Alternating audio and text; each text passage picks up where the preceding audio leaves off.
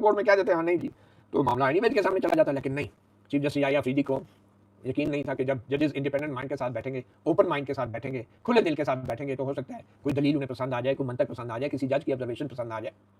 तो ये साजिश की चीफ जस्टिस ने, और ये कंप्लीटली एक डिसऑनेस्टी थी मेरे ख्याल में, जिसका इंकशाफ अब इस जजों के जवाब में हुआ है कि कैसे ये हुआ। अच्छा, और फिर एक और जो झूठ पकड़ा गया, मैं तो झूठ ही कहूँगा इसको, क्योंकि चीफ जस्टिस ने अपने नोट में ये कहा था कि मैंने जो मशावरत की है उसके बारे में मैंने जो है वो उस मशावरत के बारे में मैंने ड्यूली कम्युनिकेटेड टू माई 2 वर्दी ब्रदर्स, मैंने उन दोनों ब्रदर जजेस को इतला कर दी थी, और मैंने उन दोनों जजेस को हर एक जज की जो राय थी उससे भी आगाह कर दिया था। अब कैसे आगाह किया था ये आपको बता रहे हैं जस्टिस मुनीब और जस्टिस जो है मंसूर। इन्होंने ये कहा कि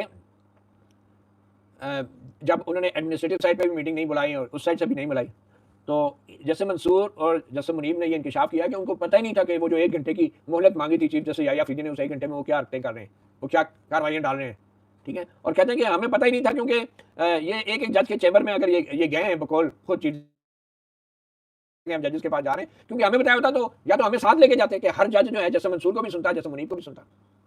उन्होंने याहिया अफरीदी साहब ने जस्टिस मंसूर और जस्टिस मुनीब को 2 जजों के तौर पे लिया, 2 जजों के तौर पे, और उन्होंने एज अ कमेटी उन 2 जजों को एक्सेप्ट नहीं किया एज अ लीगल फोरम। और जस्टिस मंसूर और जस्टिस मुनीब कह रहे हैं कि हमें पता ही नहीं है कि जाके जजों से मिलना, अगर पता होता तो हम भी पीछे पीछे जिस जज को मिल के आते फिर हम चले जाते, हम अपनी दलाइल देते, क्योंकि याहिया अफरीदी ने भी तो अपने ओहदे के लिए बचाने के लिए दलाइल देते रहे ना, हर जज को जाके मनाते रहे, ये लॉबिंग करते रहे अपने लिए, इन्फॉर्म नहीं करते रहे, पूछते नहीं रहे। तो हमें बता दो तो हम भी जाके एक जज को मिलना शुरू हो जाते हैं, हम भी बताते कि यार लीगल पोजीशन है, ये जजेस कमेटी है, पार्लियामेंट का कानून है, और फुल कोर्ट में जो फैसला करें फुल कोर्ट में करें ना, आप याहिया अफरीदी के कानून में क्यों बताते हैं? तो शायद वो जजेस 9 जजेस भी मान जाते हैं हाँ ठीक है, फिर फुल कोर्ट में बैठ जाते। तो इशू ये नहीं था कि जजेस क्या सोच रहे हैं, इशू ये था कि जजेस अपनी उस सोच को बिल्ड कैसे कर रहे हैं, उसकी वजूहात क्या है, रीजनिंग क्या दे रहे हैं, और उसका इजहार कैसे कर रहे हैं। तो ये एक मैं समझता हूँ इंतहाई घिनौना और शर्मनाक फेल था चीफ जस्टिस याहिया अफरीदी का जो उन्होंने किया, और जिस जजों के बीच इज्जत और वकार और कोलिजियलिटी का वो बात कर रहे थे, इस तरह की हरकत करके वो खुद एक्टिवली उस जजों के बीच जो सो कॉल्ड कोलिजियलिटी थी उसको उन्होंने तबाह बर्बाद कर दिया, एक एक जज को मिलकर अलग अलग जाके लॉबिंग करके और उस सारे करके। तो कोलिजियलिटी जो है वो फुल कोर्ट जजों के इकट्ठा बैठने से आती है, वो जजेस को अलग अलग करके नहीं आती। और दूसरी बात, अब बात समझ आई कि इंतजामी साइड पे फुल कोर्ट क्यों नहीं बुलाई गई, अब बात समझ आ रही है, अभी मेरे जहन में आई है।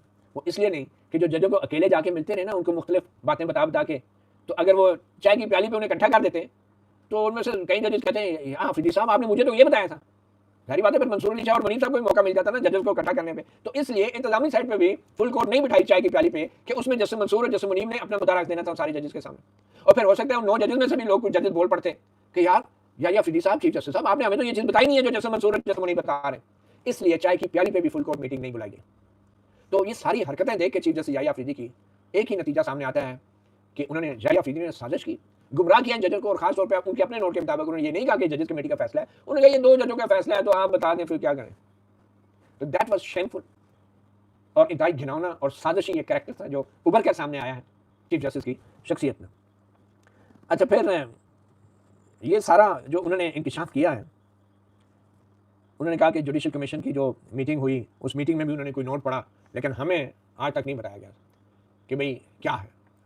हमें जो रीज़न जुडिशल कमीशन की मीटिंग में कोई नोट पढ़ा गया, एक तो 31 तारीख का ही नोट था और एक 4 नवंबर का नोट था, तो जस्टिस मंसूर और मुनीब ने कहा कि इस नोट को हम तक नहीं पहुंचाया गया, जबकि याहिया अफरीदी का कहना है कि मैंने 2 जजेस ब्रदर जजेस को बता दिया था कि उनकी राय क्या है। हालांकि जो भी राय होती कम से कम चीफ जस्टिस ने जब अपना, अच्छा ये नोट किस हैसियत में लिखा, पहली बात तो ये किस कानून के तहत चीफ जस्टिस दफ्तर में बैठ के नोट लिख रहा है, कोई पिटीशन थी उनके सामने, कोई चैम्बर थे, कोई जजेस कमेटी का फैसला था, जारी बात है, जिसके ऊपर वो उन्होंने नोट लिखा कि मेरी ये राय है और मैंने पूछ लिया है, क्योंकि उन्होंने ज़हनी तौर पर उस जजेस कमेटी के वजूद को ही तस्लीम नहीं किया, उस मीटिंग को ही तस्लीम नहीं किया, तो इसलिए उन्होंने एक हवा में एक नोट लिखा और फिर जजेस कमेटी के मेंबर्स को भी शेयर नहीं किया, और वो नोट जजेस कमेटी के रिकॉर्ड पे भी नहीं, उस कमेटी के। तो ये वो सारी एक साजिश थी जो बिल्ड की गई, और अब इसके ऊपर कुछ ऑब्जेक्शंस, कुछ हमारे दोस्त जो हैं वो कुछ बड़े लीगल एक्सपर्ट बनते हैं, और बेचारे कुछ दोस्तों का मसला ये है कि वो अंग्रेज़ी तो अच्छी लिखवा लेते हैं किसी से, लेकिन थोड़ा सा कॉमन सेंस भी चाहिए होता है। तो आई एम नॉट इंटरेस्टेड कि कौन क्या है, लेकिन पहली बात जो उन्होंने दलील दी है कि 2 जजों के लिए ये बड़ा नामुनासिब था कि वो 26वीं आईनी तरमीम की दरख्वास्तों को सुनने पे इसरार करें। क्यों नामुनासिब था? वो इसरार तो कर ही नहीं रहे। भाई 26वीं आईनी तरमीम के ऊपर एक जजेस कमेटी ने फुल कोर्ट का फैसला कर लिया और वो कानून ने उनको अख्तियार दिया है। अच्छा, अब अगर ये नामुनासिब था भी, तो जब डिसीजन फुल कोर्ट का लिया जाता है, उसका मतलब यह होता है कि फुल कोर्ट इसलिए भी ज़रूरी होती है कि अगर कोई जज का अपना कोई इंटरेस्ट हो भी, तो भी फुल कोर्ट का जो बेंच होता है वो सारे उस इंटरेस्ट को जानते बूझते हुए अपना माइंड बनाते हैं। मिसाल के तौर पे अगर याहिया अफरीदी के लिए या अगर जस्टिस मंसूर अली शाह या जस्टिस मुनीब अख्तर के लिए नामुनासिब था कि वो 26वीं यानी तरमीम की दरख्वास्तें सुने, तो फिर क्या याहिया अफरीदी के लिए मुनासिब था? क्या अमीनुद्दीन खान के लिए मुनासिब था? ये सारे भी तो बेनिफिशरीज है ना। फिर याहिया अफरीदी चीफ जस्टिस बन गए, वो भी ना सुने। मगर ये फैसला याहिया अफरीदी चैम्बर में बैठ के नहीं कर सकता कि कौन सा जज जो है इस बेंच पे होना चाहिए, कौन सा नहीं, क्योंकि वो अख्तियार कानून के तहत जजेस कमेटी को दिया गया। और उस प्रैक्टिस एंड प्रोसीजर एक्ट में जजेस कमेटी को यह अख्तियार भी दिया गया था कि जजेस कमेटी के मेंबर्स खुद को भी किसी बेंच में शामिल कर सकते हैं।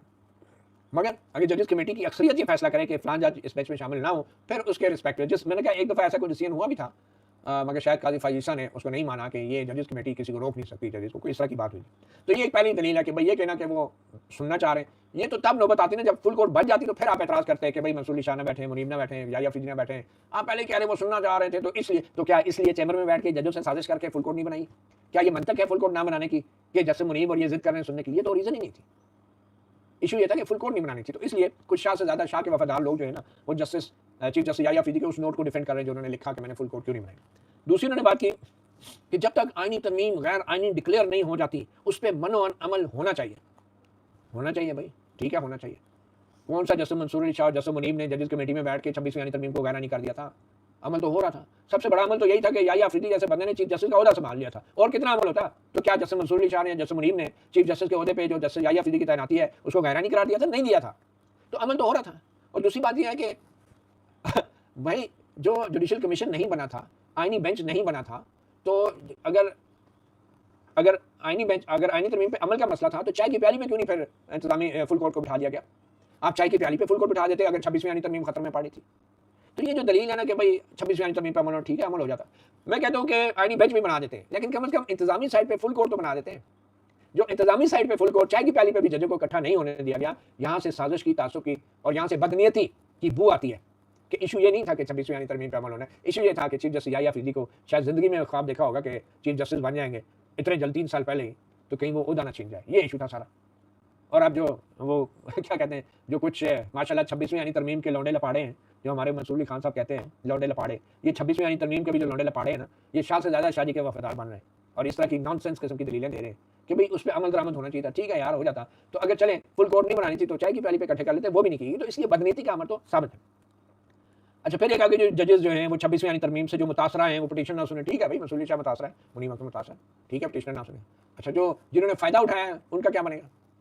ये तो बड़ा अच्छी चीज़ थी कि फुल कोर्ट में एतराज़ हो जाता हुकूमत की तरफ से कि भाई मंसूर अली शाह मुनीब ना बैठे, और फुल कोर्ट में जो 26वीं यानी तरमीम के दरखास्त गुजार हैं उनकी तरफ से एतराज़ हो जाता कि जनाब याहिया अफरीदी ना बैठे, अमीनुद्दीन ना बैठे। तो ठीक है, फिर फैसला हो जाए फुल कोर्ट में, वो कह देते कि ठीक है हम उठ जाते हैं, बैठ जाते हैं, लेकिन फुल कोर्ट तो बनाते हैं ना। अब इसका फैसला भी जो है वो चीफ जस्टिस करेगा कि फलां जज का कॉन्फ्लिक्ट ऑफ इंटरेस्ट है, फलां का नहीं है, क्या इसका भी फैसला नहीं? किसी बेंच में बैठना है या नहीं बैठना है, ये फैसला खुद वो जज करता है। और जब फुल कोर्ट बन जाती तो हो सकता है कोई जज उठ जाते हो, कई जज उठते भी रहे, क्यों भी करते रहे, लेकिन फुल कोर्ट तो पहले बना देते हैं। तो ये भी एक बड़ा ही बेवकूफ़ाना ये दलील है फुल कोर्ट ना बनाने की, कि अगर बन जाती तो फिर ये लोग जैसे मंसूर और जैसे मुनीब बैठ जाते। भाई आपको क्या अपना बैठते हैं ना बैठते? तो ये नुकसान होता है लौंडे लपाड़ों की दलीलों का, जो किसी और से आप लिखवा देते हैं अंग्रेजी में। फिर आगे जाके कहते हैं कि जो मौजूदा चीफ जस्टिस का जो इंतखाब है, जो जस्टिस मंसूर अली शाह को बाईपास करके किया गया है, तो जस्टिस मंसूर अली शाह एक अग्रीव पार्टी है, वो केस नहीं सुन सकती। वही बात, और भाई ठीक है, नहीं सुन सकते ना सुने, ये एतराज़ फुल कोर्ट के सामने कर देते, ये एतराज़ कर देते।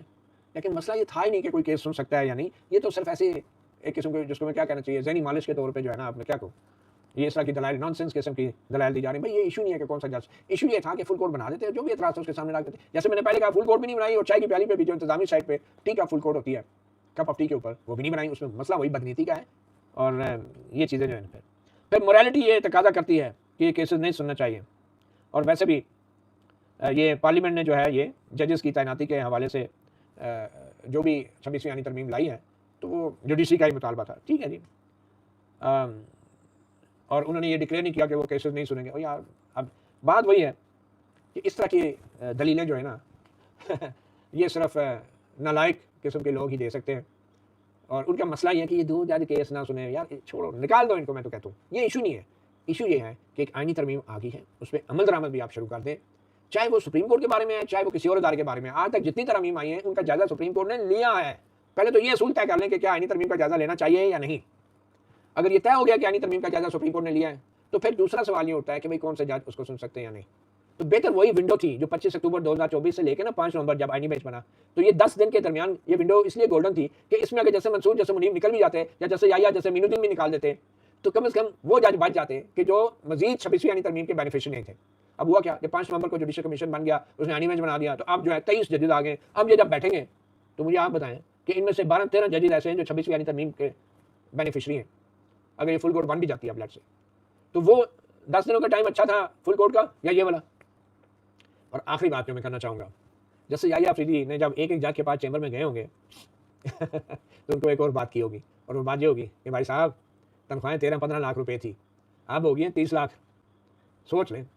और मुझे ये लगता है कि शायद जो हुकूमत ने, वफाकी हुकूमत ने सुप्रीम कोर्ट के जजों की और इवन हाई कोर्ट को भी बढ़ानी पड़ी उन्हें, मजबूरी थी, जो 26 लाख बना कर दी और 30 लाख तक कर दिए, वो उनका मकसद यही था कि जो सुप्रीम कोर्ट में जजेस आए हैं 30 लाख रुपए तनख्वाह जो ले रहे हैं, तो वो कम से कम जो है वो 26वीं यानी तरमीम को ख़त्म नहीं करेंगे, क्योंकि अगर हो जाती हैं तो फिर उनकी तैनातियाँ भी अंडर क्वेश्चन हो सकती हैं कि भाई इसी के तहत अपॉइंट हुए थे। आपको याद है ना जब जनरल मुशर्रफ के 3 नवंबर फरमान के तहत पीसीओ के तहत जजेस अपॉइंट हुए थे, तो उनको फिर फ़ारग भी किया गया था। तो याया अफरीदी साहब ने या अटॉर्नी जनरल साहब ने या अटॉर्नी के बगैर वाले जनरल साहब ने कहीं ना कहीं से तो जजेस को बताया होगा ना कि भाई फिर ये जो हमने इतनी तनख्वाहें बढ़ाई हैं आपकी 26वीं यानी तरमीम के लिए बढ़ाई हैं, तो आपकी बेहतर यही है कि आप खुद ही अपना तनख्वाहों का फैसला करें।